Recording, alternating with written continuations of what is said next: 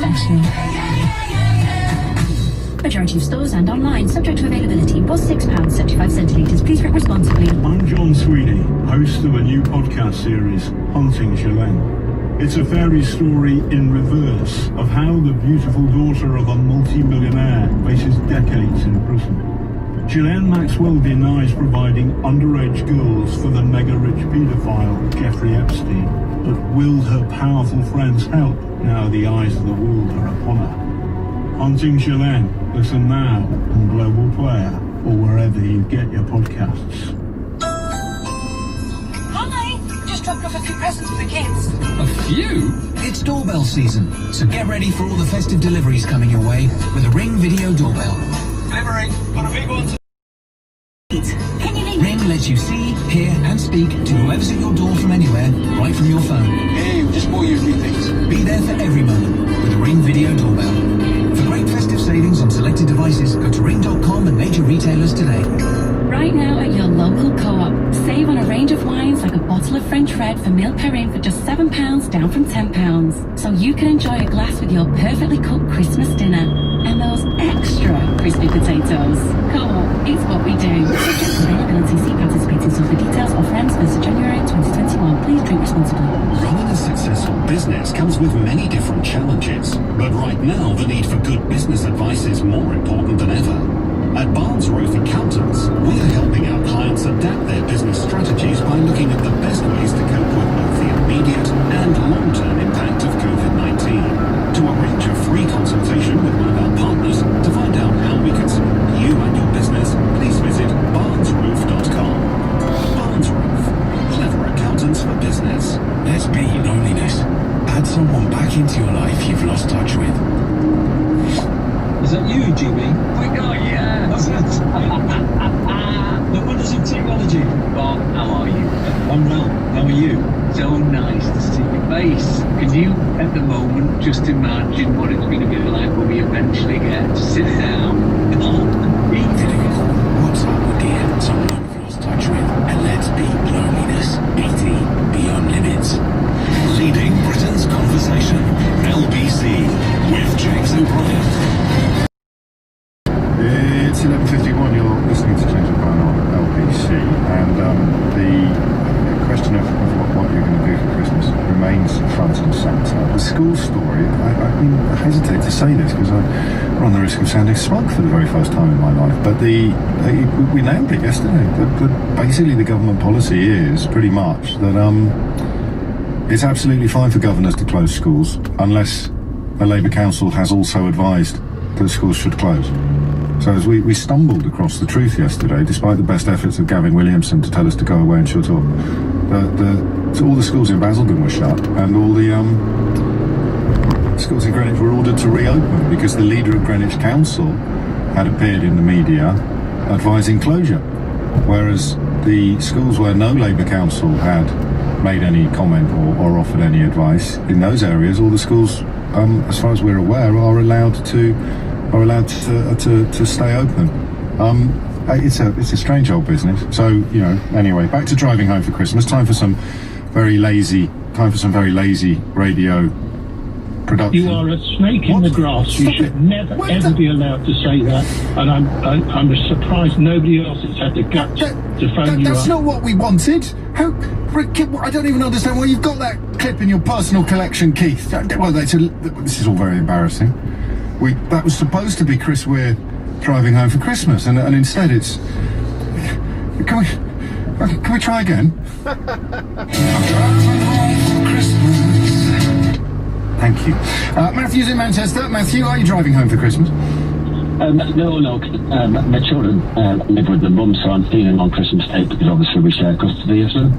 But no, so not at all. So I'll have to children the day morning. Oh, mate, I'm so sorry. The phone line's gone absolutely bonkers, so I shall do my level best to improve that and get back to you in a second. We'll just head over to Jake, who's in Bracknell. Jake, what would you like to say?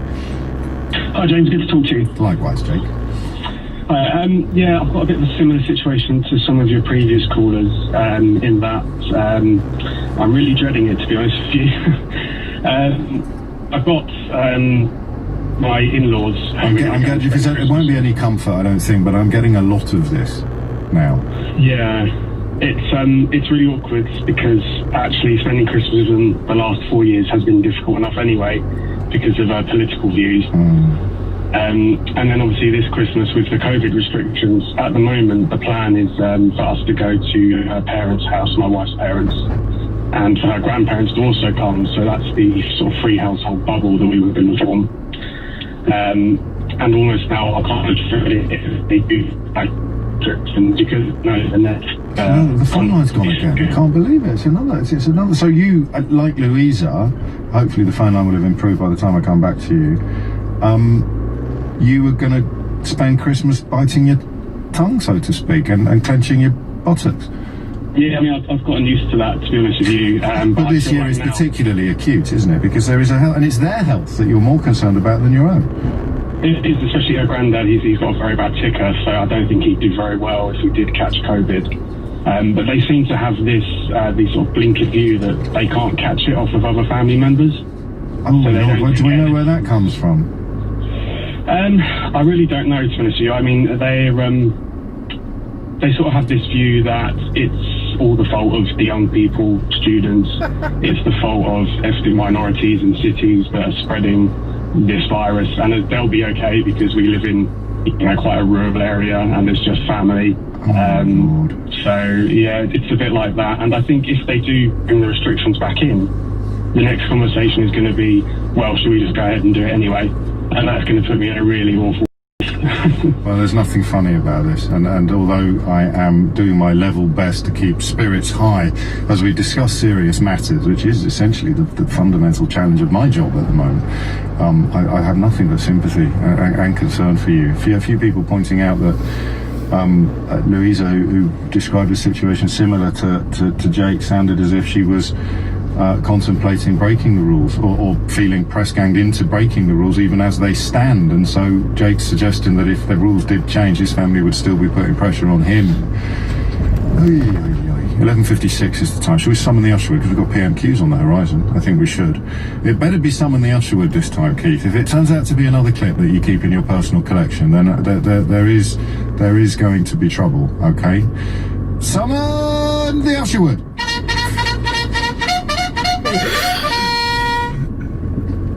Hello? Hello, I'm here. Oh, thank goodness. I've been summoned. You're not in the studio, though. You're on the other end of a phone. So, shall we have our weekly attempt to predict what's going to happen at PRQs and then spend the next 20 minutes getting it wrong? I'm going to get it right. It's a really easy one. It's going to be Christmas, and it's going to be the decision by Boris Johnson not to reverse his decision to relax the rules over those 5 days of Christmas. Instead, he's going to be deciding to offer advice which actually goes against the rules which he has relaxed. So, as you've been talking about, stay close to home, don't travel too far when it comes to Christmas. Think very carefully before meeting elderly relatives. Self-isolating possibly could be on the list when the announcement's made later, before you go to meet your relatives. And of course, Keir Starmer set up his own position yesterday when he wrote to the Prime Minister and said there needed to be an urgent review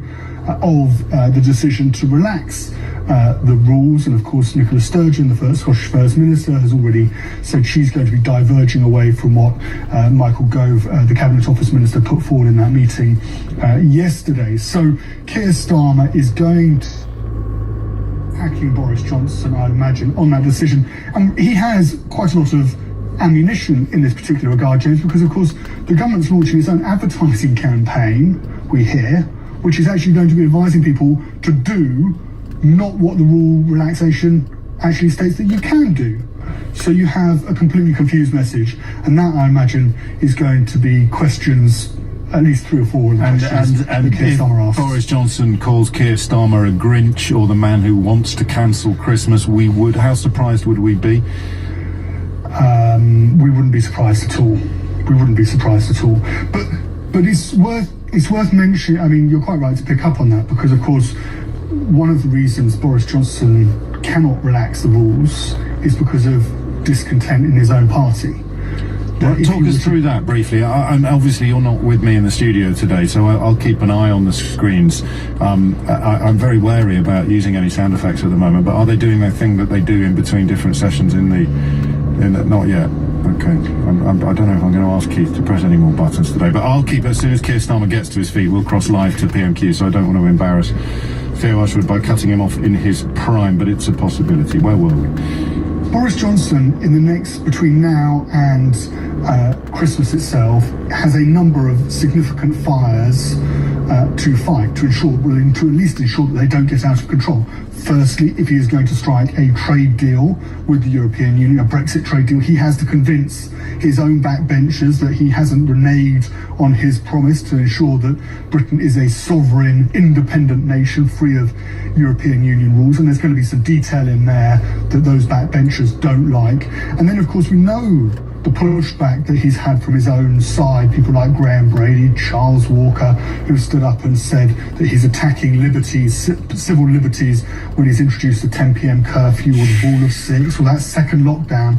And so if Boris Johnson politically was to suddenly pull the rug on Christmas plans, and of course many families have already made those plans, they've ordered the turkey, they've bought the train tickets, then he would face significant opposition from his own side. And so he has to make a decision about, and Number 10 has to make a decision about how they are going to get through what it will be an incredibly important few days for his premiership between now and possibly Next Tuesday. We're expecting Jacob Rees-Mogg, the Commons leader, to announce tomorrow that Parliament could be extended to allow for that vote on their holidays, not feeling as if, without a huge amount of discontent on the backbenches, that would lead to and pushback, and that's a difficult task for the Prime Minister. It's a difficult task for Number 10, and it is worth underscoring, given that the Prime Minister has decided not to rescind his decision to relax the rules for 5 days over Christmas, allowing 3 households to meet, and for that to take place over a period of 5 days. Okay, I think, is there an interim wipe down underway? I think there is an interim. Can we have the interim wipe down sound effect, please? You are a snake in the grass. Oh, for God's sake, Keith, this just isn't fair. Can we have the real one this time? Interim wipe down. And we will cross imminently when Keir Starmer gets to his feet. I'd hesitate to make predictions at this point in proceedings, Theo, but he's not going to back down on Christmas, is he? He's not going to back down on Christmas, no. Despite the fact that the government will now be paying for advertising, which is great, our kids need shoes, but the government will be paying for advertising designed to discourage people from operating to the extent of the rules that they've put in place. Yes, that is correct. So you have the government on one hand saying, we're going to relax the rules and you can do this, and then the government spending taxpayers' money, advertising, saying, well, we know that there was this government, in fact, it's the same government that said you could do this, but we don't think you should do this because that would lead to a spread of the virus. But Boris Johnson, because of pressure from his own MPs, because of pressure from I'm sure there's polling out there to say that many people would feel very let down, very angry if they had to cancel their Christmas plans, but therefore, despite the advice that he's received from the scientists, despite the advice he's received from the British Medical Journal and the Health Service Journal, despite Keir Starmer pretty much indicating that he would support the decision to rescind the relaxation of the rules, Boris Johnson is not going to rescind the relaxation of the rules. He is going to be the Prime Minister, James, who saved Christmas. The Prime Minister who saved Christmas, which I could listen out for what words he used to describe Keir Starmer, if indeed the conversation goes down this route. But it is perhaps interesting or illustrative, although it's not scientific by any stretch of the imagination. But the people most perturbed this morning are perturbed by the thought of relatives who hold Boris Johnson and indeed Brexit in very high regard, also feeling that they've got nothing to worry about at Christmas, even though it's their own health that will be compromised, which I suppose does have echoes of what has happened in America in the aftermath of Thanksgiving, and not just Trump supporters but Trump colleagues, Trump's White House contracting coronavirus like it was going out of fashion. Theo, stand by your whatever it is you stand by when you're not in the studio with me. I'm just going to read out some very sage advice from Kate Robbins, actually, who of course will have also been hit hard by the collapse, really, of the arts and the theatre and the performers industry. She says, my rule of 3. Opinions are not hereditary, thank goodness. They're not enemies, they're your family opponents. And then think Frozen the musical, let it go. And that, I mean, if you are, even if you'd rather not be, if you are with people who you consider to be responsible for where the country has now ended up,